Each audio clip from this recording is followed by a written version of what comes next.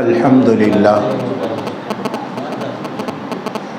அல்லாஹ்வின் மிகப்பெரும் கிருபையால் 7வது தின தராவீஹ் தொழுகையை நாம் முடித்துவிட்டு அமர்ந்திருக்கிறோம். அல்லாஹ் ஜல்ல ஷானஹு வ தஆலா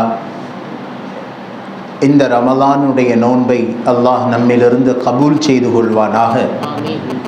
முழுவதுமாக ரமலானினுடைய நோன்பை நோற்று தராவீஹ் தொழக்கூடியவர்களில் அல்லாஹ் நம்மை இணைத்து அருள் புரிவானாக. நோன்பாளிகளுக்கென்று உரித்தான ரய்யான் என்னும் சுவனத்தின் வாசலில் அல்லாஹ் நம்மையும் பிரவேசிக்கச் செய்வானாக. அப்போ நாம் தொடர்ந்து பெருமானார் ஸல்லல்லாஹு அலைஹி வஸல்லம் அவர்களினுடைய வாழ்க்கை வரலாறை பார்த்து கொண்டு வருகிறோம். நேற்றைய தினம் பெருமானாரினுடைய பாட்டனார் அப்துல் முத்தலிப் கவலையான நிலையில் காபாவில் தவாப் செய்து கொண்டிருக்கும் பொழுது ஒரு பெண்ணுடைய சப்தத்தின் காதில் கேட்கிறார், யா அபல் ஹாரிஸ், உங்களுக்கு ஒரு ஆச்சரியமான பேர குழந்தை பிறந்திருக்கிறது என்ற செய்தியை கேள்விப்பட்டு வேகமாக தன்னுடைய பேர குழந்தையை பார்ப்பதற்காக வேண்டி ஓடோடி வருகிறார். வந்து பெருமானாரினுடைய முகத்தை பார்க்கிறார். அந்த குட்டி முஹம்மதினுடைய முகத்தை பார்க்கிறார். ஒளியினால் இளங்கி கொண்டிருக்கிறது. பெருமானாரினுடைய அந்த குழந்தையின் முகத்தை யார் பார்க்கிறார்களோ அந்த முகத்திலிருந்து பார்வையை அகற்றுவது என்பது அவர்களுக்கு மிகப்பெரிய பாரமாய் போனது. பெருமானாரினுடைய தோற்றத்தை பற்றி எழுதுகிறார்கள்,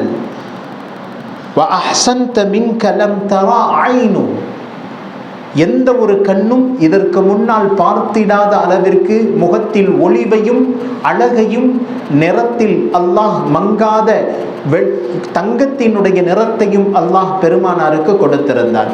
பெருமானாருடைய நிறத்தை பற்றி சொல்லுகிறார்கள், கண்ணை பறிக்கக்கூடிய அளவிற்கு வெண்மை நிறமும் கிடையாது, இருட்டை போல கருமை நிறமும் கிடையாது, முத்தவஸ்ஸித்தன் நடுநிலையான நிறத்தை அல்லாஹ் ரசூலுல்லாஹ்விற்கு கொடுத்திருந்தான்.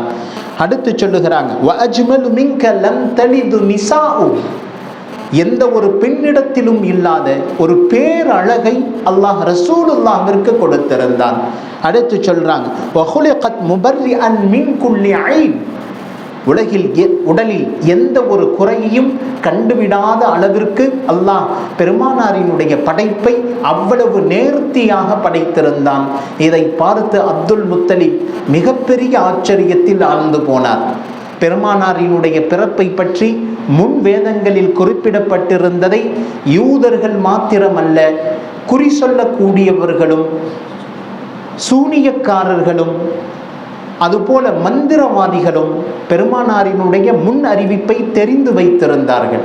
குறைஷி குலத்தில் இறுதி தூதர் ஒருவர் பிறக்கவிருக்கிறார், அவருடைய பிறப்பை எப்படியாவது தடுக்க வேண்டும் என்று பல்வேறு கட்டமாக யூதர்கள் கூட திட்டம் தீட்டியிருந்தார்கள். ஆனால் எல்லா திட்டத்தையும் அல்லாஹ் முறியடித்து வைத்திருந்தான். இந்த நிலையில் மக்காவில் இப்படிப்பட்ட ஒரு அற்புத குழந்தை பிறந்திருக்கிறது என்பது முழு மக்கமா நகரம் மாத்திரமல்லாமல் மக்காவை அடுத்து மதினமா நகரத்திலேயும் இந்த செய்தி பரவ ஆரம்பித்தது. ஒளியினால் இளகி கொண்டிருக்கக்கூடிய பேர் அற்புத குழந்தை, முதுகில் ஹாத்தமுன் நபியின் இறுதி நபி என்பதாக முத்திரை குத்தப்பட்ட ஒரு பேர் அற்புத குழந்தை பிறந்திருப்பதை யூதர்கள் மாத்திரமல்ல, குறி சொல்லக்கூடியவர்கள், மந்திரவாதிகள், சூனியக்காரர்கள் அத்துணை நபர்களும் முன்வேதத்தில் அடையாளமிடப்பட்டதை போல தெரிந்து கொண்டார்கள். இப்படி விஷயங்கள் பிரபலியமாகும் பொழுது அபு தாலிப் அப்துல் முத்தலிபுக்கு ஒரு விதமான பயம் ஏற்பட்டது. எப்படி நம்முடைய ஆசை மகன் அப்துல்லாஹ்வை இழந்து விட்டதை போல நம்முடைய பேர குழந்தையும் இழந்து விடுவோமோ என்ற பயம் இயல்பாகவே பாட்டனார் அப்துல் முத்தலிபை பற்றி பிடித்து கொண்டது. அது மாத்திரமல்ல, யூதர்கள் கூட்டமாக வர ஆரம்பித்தார்கள் அந்த குழந்தையை பார்ப்பதற்காக.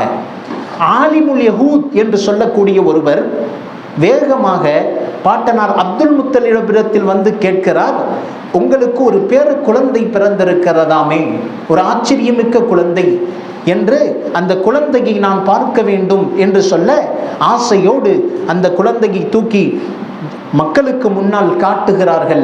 இந்த உலமாய யஹூத், யூதர்களினுடைய அறிஞர், அந்த யூத அறிஞர் அந்த குழந்தையை பார்த்து விட்டு சொல்லுகிறார், ஹாதா ஹுவ ஹாத்தமுன் நபிய்யீன் மின் பனி ஆலி இப்ராஹிம். இப்ராஹிம் இஸ்மாயிலுடைய கிளையில் இவர் இறுதி தூதராக பிறக்கவிருக்கிறார். ஹாதா ஹாத்தமுல் அம்பியா, இவர்தான் நபிமார்களில் இறுதி தூதராக இறைவனால் தேர்ந்தெடுக்கப்பட்டவர் என்ற வாக்குறுதியை கொடுத்துவிட்டு அவர் நேராக கிளம்பி விடுகிறார். அது மாத்திரமல்ல, இந்த செய்தி இன்னும் பிரபல்யமாகும் பொழுது யூதர்களுக்கும் அங்கிருக்கக்கூடிய மக்காவின் குறைஷி குல தலைவர்களுக்கும் மத்தியில் உள்ளத்தில் போராமை ஏற்படுகிறது. நாளுக்கு நாள் விரோதங்கள் அதிகமாகிறது.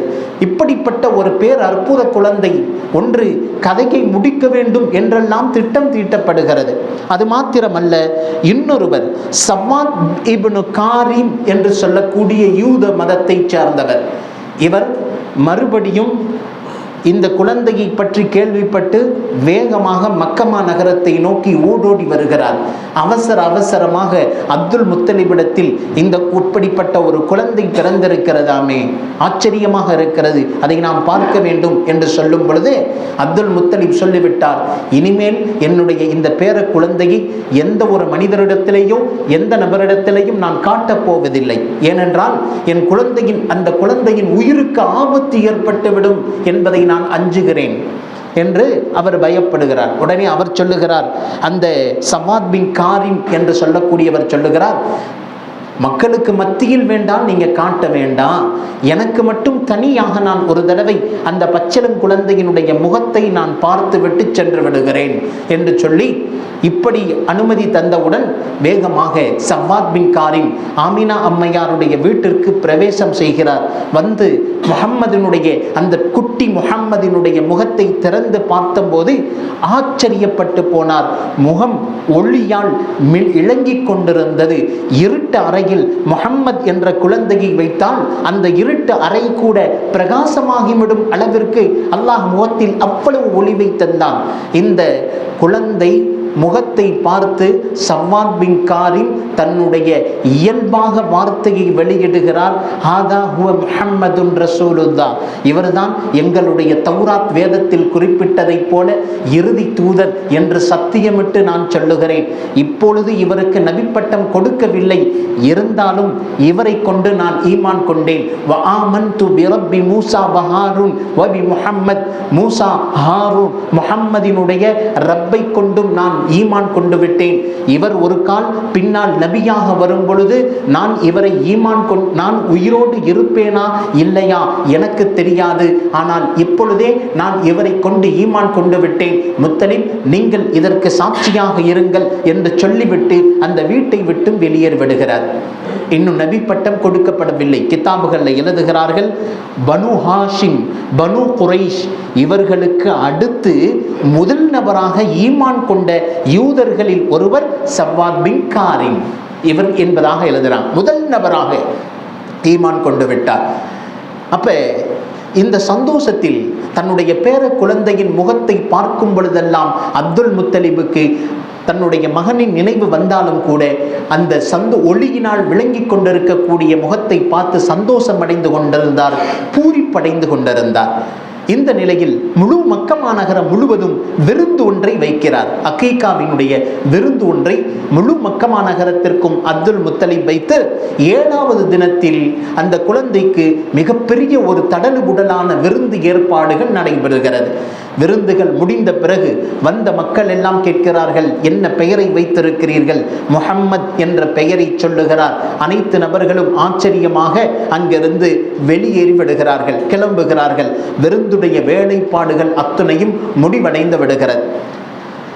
பெருமானார் ஸல்லல்லாஹு அலைஹி வஸல்லம் கொஞ்சம் கொஞ்சமாக வளர்ந்து கொண்டு வருகிறார். அவர்களுடைய வளர்ச்சியை பற்றி வரலாற்று ஆசிரியர்கள் எழுதுகிறார்கள், 2 மாதத்தில் ரசூலுல்லாஹ் உட்கார ஆரம்பித்தார்கள். தவழ்ந்து கொண்டிருந்த குழந்தையாக இருந்த முஹம்மத் 2 மாதத்தில் உட்கார ஆரம்பித்தார். அதற்கு அடுத்து 8 மாசத்தில் பேசக்கூடிய பாஷைகள் விளங்க ஆரம்பித்தது.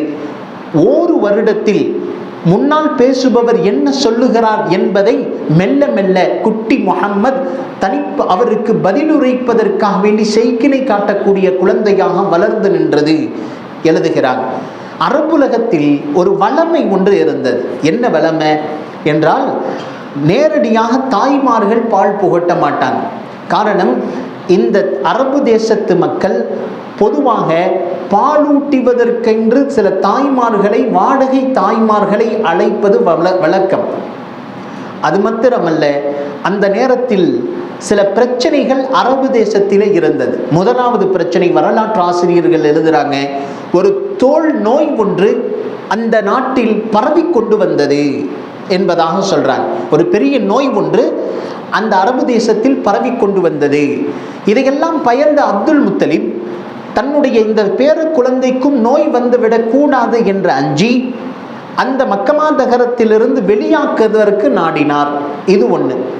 இன்னொன்று, அந்த மக்கமா நகரத்தில் பஞ்சம், கடுமையான பஞ்சம் பீடித்து கொண்டது.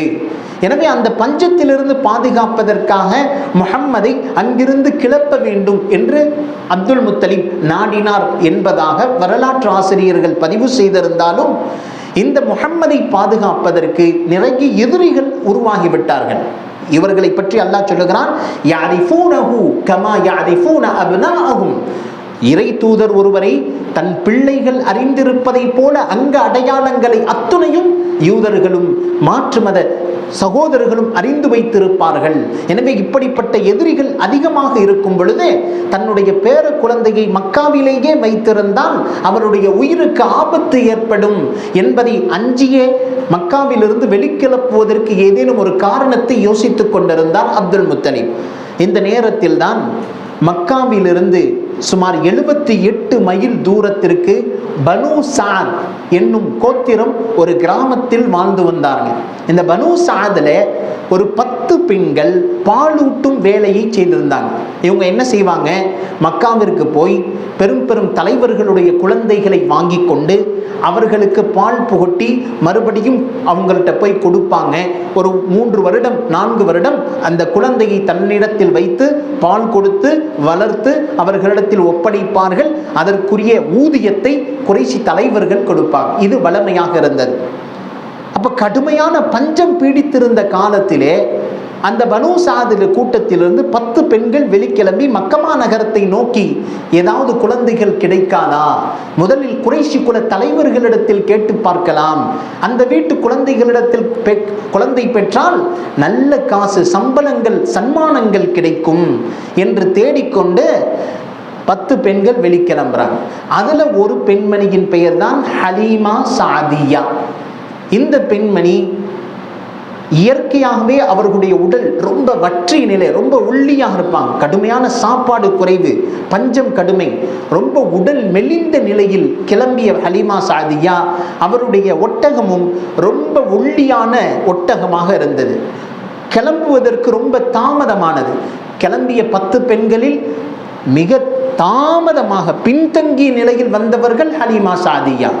ரொம்ப பின்தங்கிய நிலையில் வந்தாங்க. ஏன்னா உடல்ல வலுவிழந்த ஒட்டகத்தை வைத்துக்கொண்டு அவர்களால் விரட்டி வர முடியல. ஆனால் முன்னால் சென்ற 9 பெண்களும் வேக வேகமாக தேடிக்கொண்டு போறாங்க. மக்கமா நகரத்தினுடைய வீதிகளை நோக்கி குழந்தைகள் ஏதேனும் இருக்கிறார்களா என்று குறைஷி குல தலைவர்களுடைய வீட்டை தட்டுகிறார்கள். முஹம்மதினுடைய வீடுகள் தட்டப்படுகிறது. முத்தலிப் கதவை திறக்கிறார். குழந்தை ஏதேனும் இருக்கிறதா பெண்கள் கேட்கிறார்கள். முத்தலிப் சொல்லுகிறார், நீங்க எந்த குலத்தை சார்ந்தவர் என்று சொல்ல, நான் இந்த குலத்திலிருந்து வந்திருக்கிறேன். ஒரு பெண்மணி சொல்லுகிறார், அப்படி என்றால் வேண்டாம், நீங்க போயிருங்க. இன்னொரு பெண்மணி கேட்கிறார், குழந்தைக்கு ஏதேனும் இருக்கிறதா? முத்தலிப் கேட்கிறார், எந்த குலம்? இந்த குலத்தை சார்ந்தவர். சரி, நான் வாங்கிக் கொள்கிறேன் என்று சொல்ல, அந்த குழந்தையின் தந்தை என்ன செய்கிறார்? இந்த பெண்மணி கேட்கிறார். அப்துல் முத்தலிப் சொல்லுகிறார், அது வாஃபா மாத்த, அவர் மவுத்தாயிட்டார். அப்படியா? எத்தீமான பிள்ளை என்றால் வேண்டாம், காரணம் எங்களுக்கு யாரும் காசு தர மாட்டாங்க. அப்படி என்றால் முஹம்மது ஒரு எத்தீமானவர், எங்களுக்கு அந்த குழந்தை வேண்டாம் என்று அந்த பெண்கள் எல்லாம் நிராசையாக்கிவிட்டு அடுத்தடுத்த வீடுகளுக்கு சென்று விட்டார்கள். எல்லா பெண்களும் வந்த 9 பெண்களும் பெரும் பெரும் தலைவர்களுடைய குழந்தைகளை பெற்றுக்கொண்டு நேராக தங்களுடைய கிராமத்திற்கு திரும்பிட்டாங்க. இந்த நேரத்தில் ஹலீமா சாதியா பின்தங்கிய நிலையில் இப்பொழுதுதான் மக்காவிற்குள்ளே நுழைகிறார். மக்காவிற்குள் ஒரே ஒரு குழந்தை, அதுவும் முஹம்மது, இவர் தான் இருக்கிறார். வேறு எந்த ஒரு குழந்தையும் கிடைக்கல. வேகமாக முத்தலிபுனுடைய கதவை இந்த பெண்மணி தட்டுகிறார். கதவு அப்துல் முத்தலிப் திறக்கிறார். கேட்கிறாங்க, குழந்தைக்கு ஏதேனும் இருக்கிறதா கேட்கிறார் அப்துல் முத்தலிப். நீங்க என்ன கோத்திரத்தை சார்ந்தவர்? இவங்க சொல்றாங்க சாதியா, பனு சாத், சாது கோத்திரத்தை சார்ந்தவர். இந்த கோத்திரம் என்று சொல்லும் பொழுதே அவருடைய உள்ளத்தில் ஒரு நிம்மதி ஏற்படுகிறது. அப்படியா, ஒரு குழந்தை இருக்கிறது, அதை நீங்கள் பால் கொடுக்க தயாரா? உங்களுக்கு எவ்வளவு சன்மானம் வேண்டாலும் தருகிறேன் என்று சொல்ல, குழந்தைக்கு தந்தை இருக்கிறதா என்று இந்த பெண்மணி கேட்க, தந்தை இல்லை, அவர் இறந்து விட்டார், எத்தீமான குழந்தை என்று சொல்லும் பொழுதே அந்த இருந்தால் மனம் இல்லை. எத்தீமான குழந்தையா, ஒரு தடவை நான் அந்த குழந்தையின் முகத்தை பார்க்கலாமா என்று ஹலீமா சாதியா கேட்கும் பொழுது, வாருங்கள் என்று அழைத்து உள்ளே செல்லுகிறார்கள். குட்டி முஹம்மதினுடைய முகம் திறக்கப்படுகிறது. ஹலீமா சாதியா எப்பொழுது முஹம்மதினுடைய அந்த ஒளிவு மிக்க முகத்தை பார்க்கிறாரோ, அந்த முகத்திலிருந்து கண்களை எடுப்பதற்கு அவர்களால் மனம் வரவில்லை. வேகமாக அந்த குழந்தையை கட்டி அணைத்து தன் நெஞ்சோடு நெஞ்சாய் இணைத்துக் கொள்கிறார்கள் ஹலீமா சாதியா. முஹம்மது ஸல்லல்லாஹு அலைஹி வஸல்லம், அந்த முஹம்மத் இப்பொழுது ஹலீமா சாதியாவினுடைய நெஞ்சங்களில் இருக்கிறார். எப்பொழுது இந்த விஷயம் நிகழும் பொழுது ஹலீமா சாதியா இந்த குழந்தையை ஏற்றுக்கொள்கிறார். நாம் தாராளமாக இந்த குழந்தையை எடுத்துக்கொண்டு வளர்ப்பதற்கு நான் தயாராகிவிட்டேன். அப்துல் முத்தலிப் இந்த குழந்தையை பார்த்து சொல்லுகிறார், இன்னலி ஹாதல் வலத் லஷஅனுன் அதீம், நிச்சயமாக இந்த குழந்தைக்கு ஒரு மிகப்பெரிய எதிர்காலம் ஒன்று இருக்கிறது. இந்த குழந்தையை நீங்கள் கவனமாக பார்த்து கொள்ளுங்கள் என்று சொல்லி அவர்களுடைய அன்னை ஆமினா அம்மையாரிடத்தில் அனுமதி பெறுகிறார்கள். ஆமினா அம்மையார் முஹம்மதை ரெடி பண்ணி சரியாக தயாரிப்பு செய்து குளிக்க வைத்து அவர்களுக்கு ஆடைகள் அணிவித்து அந்த பெண்ணிடத்தில் ஒப்படைக்கும் பொழுது அவர்கள் ஒரு துஆ ஒன்றை செய்கிறார்கள். ஹாதா ஃபி அமானில்லா, இந்த குழந்தை அல்லாஹ்வினுடைய பாதுகாப்பில் இருக்கட்டும் என்ற துஆவை செய்து அந்த பெண்மணியுடைய கையில் ஒப்படைக்கிறார்கள். வரலாற்று ஆசிரியர்கள் எழுதுகிறார்கள், ஒரு பெண் தன் குழந்தையை துஆ செய்த நிலையில் ஒப்படைக்கும் பொழுது நிச்சயம் அல்லாஹ் தன் பாதுகாப்பில் அந்த குழந்தையை எடுத்துக் கொள்கிறார். சத்தியமாக அந்த குழந்தைக்கு எந்த ஆபத்தும் இல்லாமல் திரும்பவும் அந்த வீட்டிற்கு அல்லாஹ் திருப்பி அழைக்கிறான் என்று எழுதுகிறார். இன்றைக்கு நம்முடைய பெண்மணிகள் எத்தனை நபர்கள் வீட்டை விட்டு குழந்தைகளை அனுப்புகிறோம்? என்றைக்காவது இந்த பெண் மக்களுக்கு, குழந்தைகளுக்கு நாம் துஆக்களை செய்திருக்கிறோமா? யோசித்து பார்க்கிறோம். ஃபி அமானில்லா, ஒரு வார்த்தை, யா அல்லாஹ் இந்த குழந்தையை உன் பாதுகாப்பில் நீ எடுத்துக்கொள் என்ற ஒரு வார்த்தை பெற்றோர்களாகிய நாம் துஆ செய்யும் பொழுது அல்லாஹ் மிகச் சிறப்பான நிலையில் அந்த குழந்தையை திருப்பி அனுப்புகிறார்.